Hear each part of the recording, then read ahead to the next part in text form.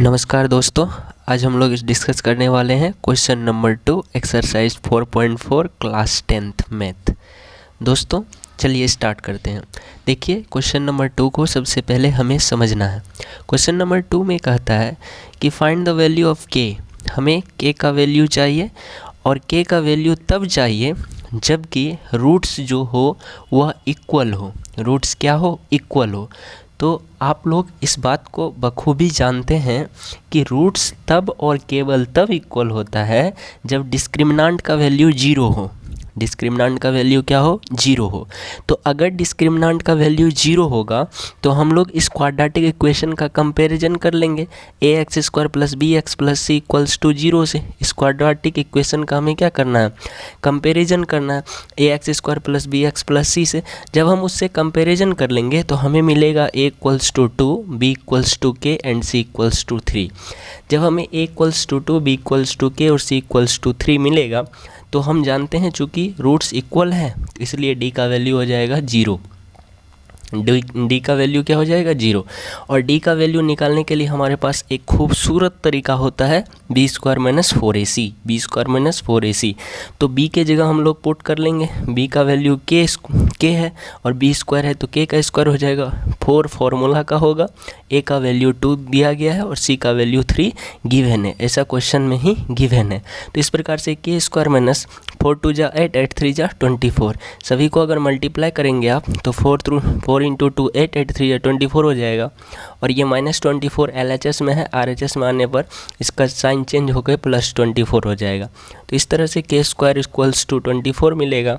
और स्क्वायर को अगर हम RHS में फेंकेंगे मतलब कि स्क्वायर अगर LHS से RHS आएगा तो बनेगा रूट। क्या बनेगा? रूट।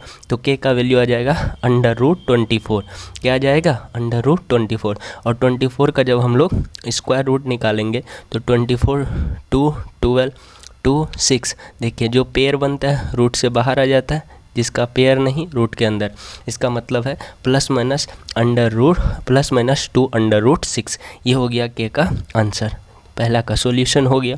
अब क्वेश्चन नंबर 2 में आते हैं। क्वेश्चन नंबर 2 में क्या है?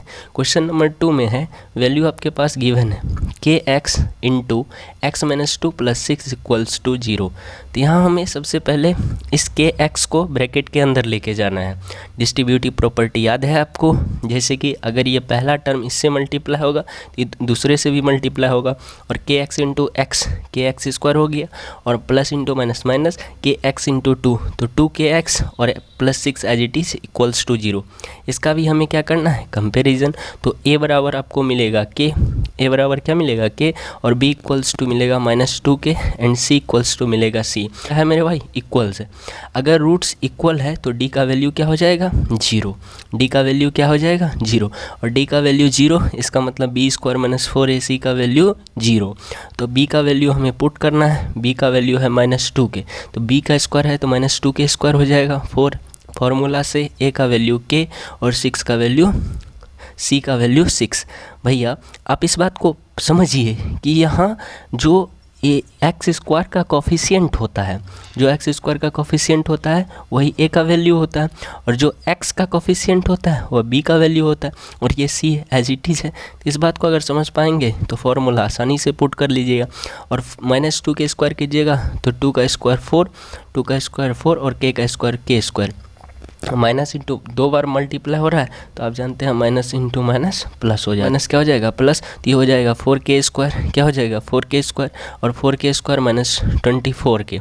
6 4 = 24, 6 4 = 24, 6 4 = क्या हो जाएगा? 24 हो जाएगा। तो 6 4 = 24 हो गया और 24 इंटू k है तो 24k। तो 4k² -24k में 4k को कॉमन ले लेना है तो 4k कॉमन आ गया तो यहाँ बचेगा केवल k और यहाँ बचेगा 6। तो अब देखिए याद रखिए इस दुनिया में अगर दो टर्म का प्रोडक्ट 0 है इसका मतलब है चाहे तो ये टर्म 0 है चाहे तो ये टर्म 0 है। तो एक केस में हम मांगने कि 4k का वैल्यू 0 है तब k का वैल्यू क्या आ जाएगा? 0/4 और 0/4 का वैल्यू होता है 0। दूसरा केस हम माने हैं कि नहीं k - 6 का वैल्यू ही 0 है तो k - 6 का वैल्यू 0 है तो k का वैल्यू आ जाएगा 6। k का वैल्यू क्या आ जाएगा? 6। तो इस तरह से आप समझ पाए हैं कि k का वैल्यू जो है वह तो या 0 और 6 दोनों हो सकता है। देखिए जब भी दो टर्म का प्रोडक्ट जीरो है तो आप उस बात को समझिए कि चाहे तो पहला टर्म जीरो होगा या दूसरा टर्म जीरो होगा। इस बात को याद रखना है। यहाँ से दो केसेस राइज होगा और दोनों केसेस में मिल करके के का वैल्यू आपको दे देगा। तो क्वेश्चन नंबर 2 के लिए के का वैल्यू या तो 0 या तो 6। 2 का क्वेश्चन नंबर 2 है। बहुत ही इंपॉर्टेंट क्वेश्चन है आपके बोर्ड पर्पज से भी, तो ध्यान से समझिए। दिक्कत है तो पुनः एक बार इस वीडियो को देखिए और जहाँ दिक्कत हो रही है तो कमेंट कीजिए। Thank you.